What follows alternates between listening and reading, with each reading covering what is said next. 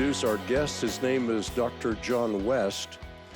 He's Vice President and Senior Fellow of the Discovery Institute in Seattle. He serves as Managing Director of the Institute's Center for Science and Culture. And by the way, he co-founded that institute, that center, with philosopher of science Stephen Meyer, who we love, way back in 1996.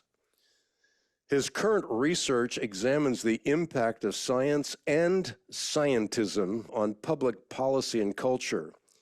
His other areas of expertise include constitutional law, American government and institutions, and religion and politics. John West holds a PhD in government from Claremont Graduate University and was previously an associate professor of political science at Seattle Pacific University, which is a university that we're going to talk about some in this podcast.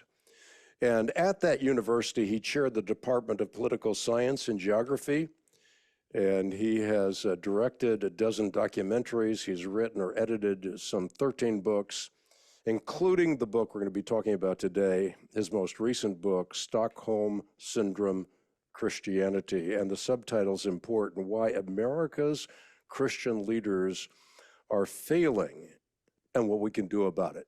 Is it a bridge too far to say that theistic evolution is the worst of all possibilities? Because you are now blaming God for evolution.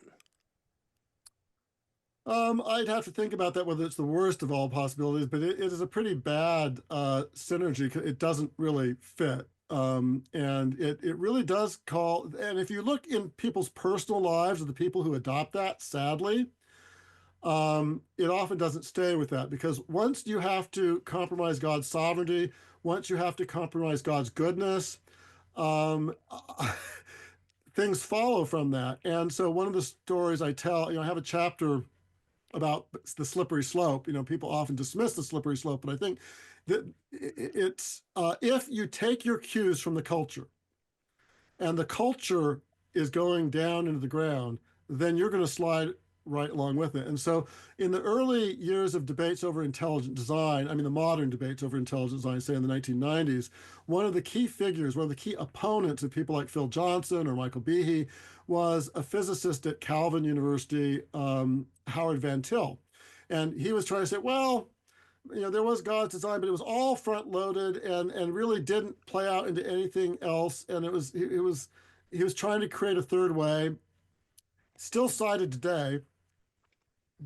But what people don't actually say, in fact, as of just a few years ago, I was on a platform with Carl Giberson where he was citing this as how an Orthodox evangelical could embrace Darwinian theory.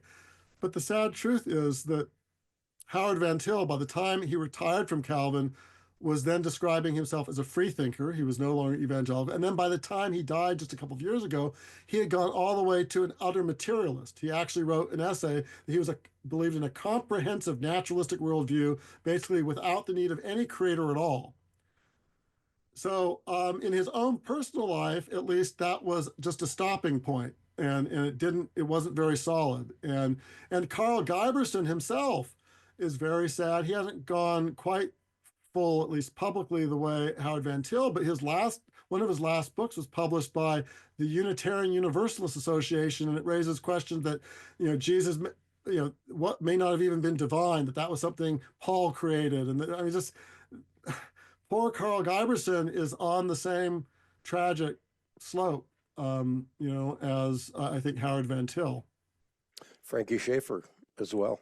Frankie Schaeffer is another really sad, particularly poignant, because, as I said, I dedicated my book to Francis Schaeffer, and it's very, very sad at how, he started, one way, then he gravitated a little bit, and then he was going to a church where he was saying, well, I don't really believe it, but it sort of is mysterious, and so that gives my life meaning. Then it was, I'm an atheist who believes that God doesn't exist, but then sometimes I do, he, she, or it exist, and sometimes I think he doesn't. And so it's just, so he's an atheist who sort of believes in God. What does that mean? And then more recently, he's just, on the pro-life thing, to overturn Roe v. Wade, which until nearly the very end of his flipping, he was still saying, Roe v. Wade was wrong.